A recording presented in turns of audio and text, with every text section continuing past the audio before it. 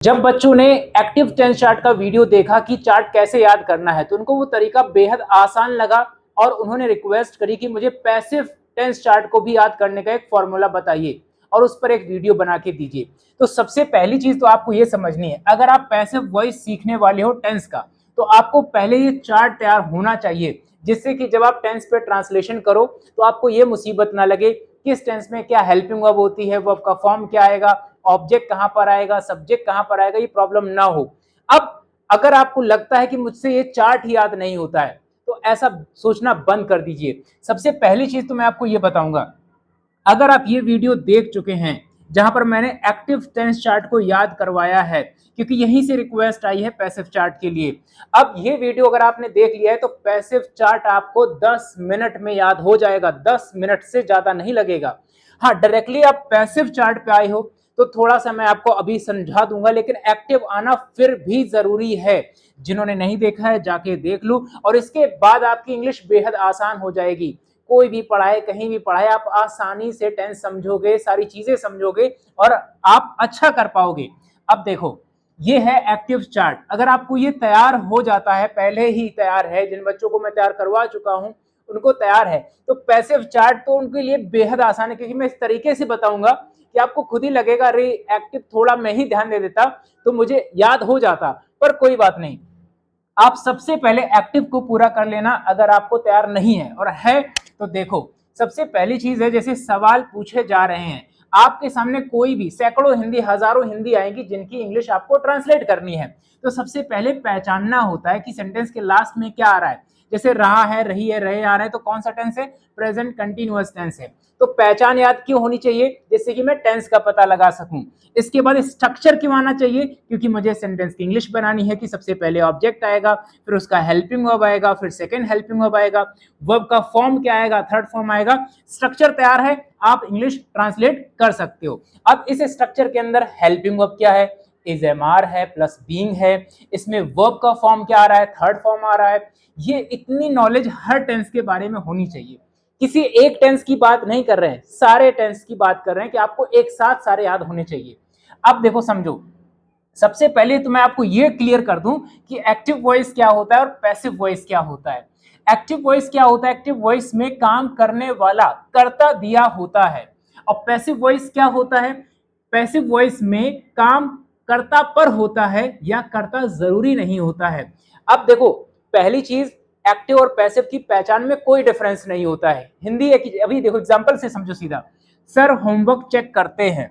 अब यहां पर सेंटेंस लिखा है सर होमवर्क चेक करते हैं। अब काम क्या हो रहा है? चेक करना। कौन चेक करता है? सर।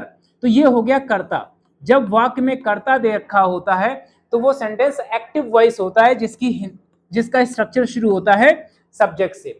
ठीक, अब देखो, ताहे तीहे तेहे से पता चलता है ये प्रेजेंट इंडेफिनिट है, और ताहे तीहे ते यहां भी आ रहा है। अब देखो, होमवर्क चेक किया जाता है, इसमें भी सेम काम है, चेक करने का। अब क्या इस वाक्य में आपको दिख रहा है कि कौन चेक कर रहा है? इस वाक्य में कर्ता नहीं दे रखा है, इसीलिए पैसिव वॉइस है। जिस टेंस से इंग्लिश इसकी बनेगी उसकी इससे नहीं बनेगी। और बहुत सारे बच्चे जो बिगिनर्स होते हैं यही मिस्टेक करते हैं कि उन्हें एक तो चार्ट याद तैयार नहीं होता है, जो तैयार होता है सारी इंग्लिश उसी पे बना देते हैं।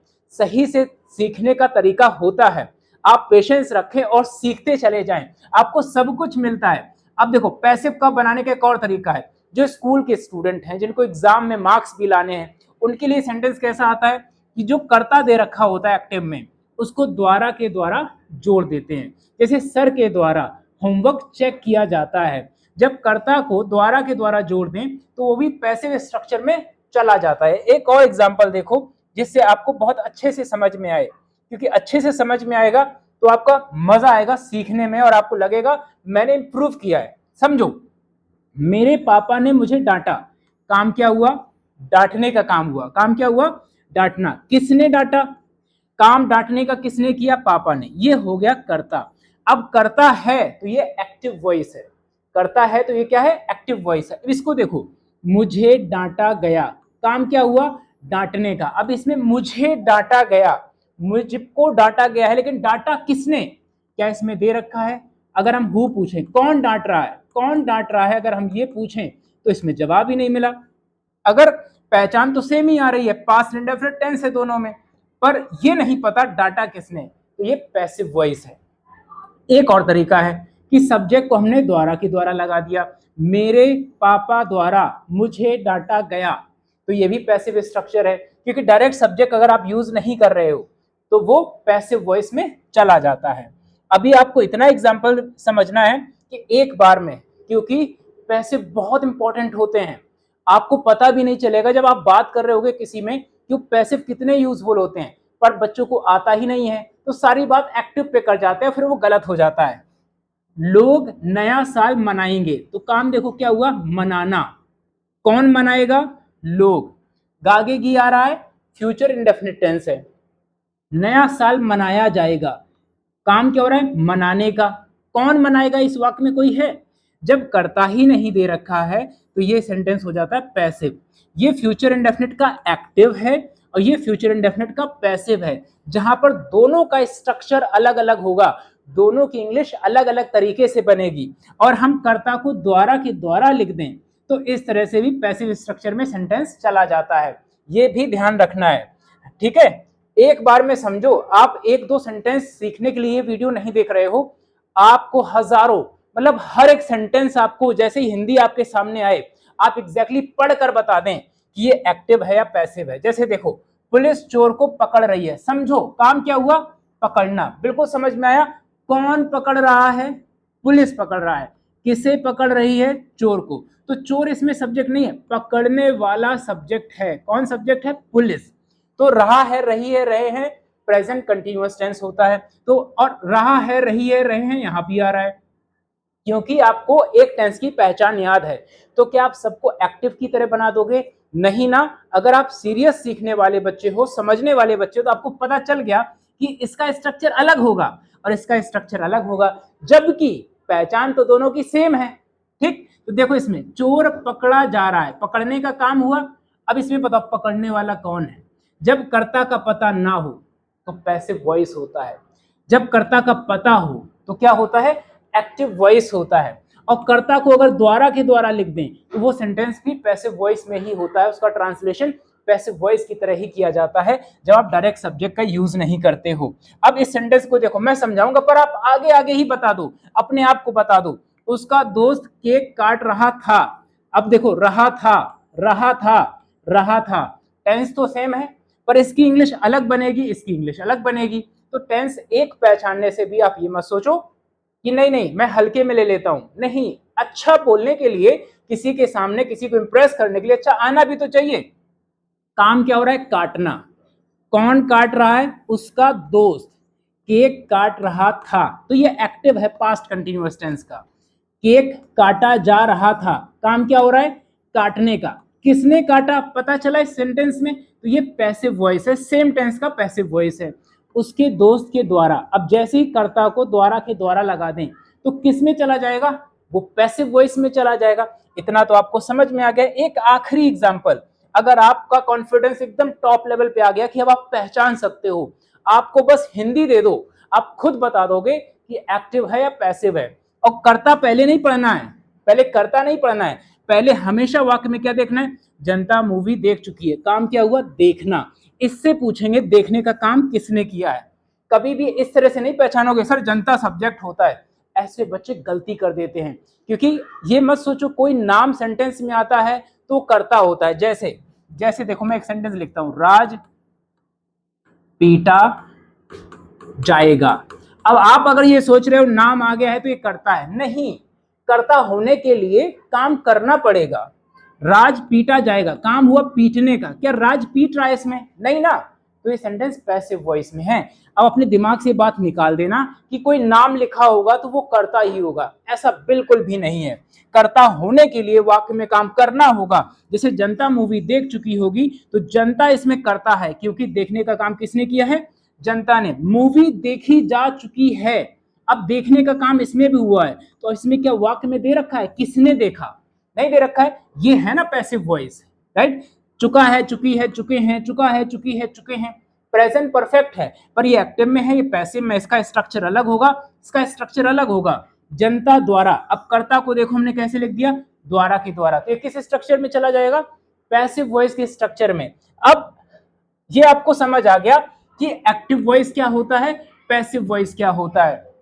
ये दिमाग में मत रखना कि यार इन सेंटेंस की जरूरत थोड़ी पड़ती होगी। आप सीरियसली जब इंग्लिश में बात करोगे लोगों से अलग अलग टॉपिक के बारे में, तो आपके सारे सेंटेंस यूज होंगे, एक्टिव भी यूज होगा, पैसिव भी यूज होगा। अब आपको एक्टिव पैसिव क्लियर है। अब हम आपको सिखाएंगे कि पैसिव चार्ट याद कैसे, दिमाग में छापना है तो तरीका क्या है जिससे दिमाग में छप जाए। और सबसे इंपॉर्टेंट, जिसको एक्टिव टेंस याद है तो वो बिल्कुल रिलैक्स होकर देख सकता है। क्यों? क्योंकि उसके लिए तो सबसे ज्यादा आसान है, मुश्किल थोड़ी सी उसके लिए होगी जो पहली बार सीधा पैसिव पढ़ रहा है। और ये तरीका भी गलत है, पहले एक्टिव पढ़ना चाहिए। टेंस 3 होते हैं, हर टेंस की तरह इसमें भी टेंस 3 होंगे, प्रेजेंट टेंस होगा, पास्ट टेंस होगा, फ्यूचर होगा। हर टेंस के 3 भाग होते हैं, इंडेफिनिट, कंटिन्यूअस और परफेक्ट। एक्टिव में क्या था, इन दोनों को मिला के एक चौथा टेंस बनता था, परफेक्ट कंटिन्यूअस। पर पैसिव वॉइस में उसका पैसिव नहीं बनता है, तो 3 ही रहेंगे। ये 3 टेंस का होगा क्या, ये 3 टेंस जो प्रेजेंट में होते हैं वही पास्ट में होते हैं, वही फ्यूचर में होंगे, लेकिन फ्यूचर में भी इस टेंस का पैसिव वॉइस नहीं बनता है। तो टोटल कितने हो गए, 3 3 6 और 2 8। एक्टिव में 12 होते हैं और पैसिव में सिर्फ 8 होते हैं। परफेक्ट कंटीन्यूअस इनका पैसिव नहीं होगा, और फ्यूचर में सिर्फ 2 टेंस का पैसिव होता है, इंडेफिनिट और परफेक्ट का होता है। तो लो, आपको अब 8 ही याद करने हैं। अब देखो, ये प्रेजेंट इंडेफिनिट, ये पास्ट इंडेफिनिट, ये फ्यूचर इंडेफिनिट। ठीक, अब अगर हमें इसको समझना है तो प्रेजेंट लगा दो सब में, तो ये present indefinite, present continuous, present perfect हो गया। पास्ट लगा दो सब में तो पास्ट का हो गया, फ्यूचर लगा दो तो फ्यूचर का हो गया। 12 टेंस ऐसे बनते हैं। ठीक है, आपको समझना है कि टेंस कितने थे, टोटल 3 टेंस थे। इन्हीं 3 टेंस को पास्ट ने ले लिया, इन्हीं ने फ्यूचर ने ले लिया। इस तरह से आपके 12 टेंस हो जाते हैं। अब सबसे पहली चीज है पहचान, कि हर टेंस की पहचान क्या होती है। जिनको एक्टिव चार्ट याद है देख लो, सेम पहचान एक्टिव में और पैसिव में पहचान तो सेम ही होती है।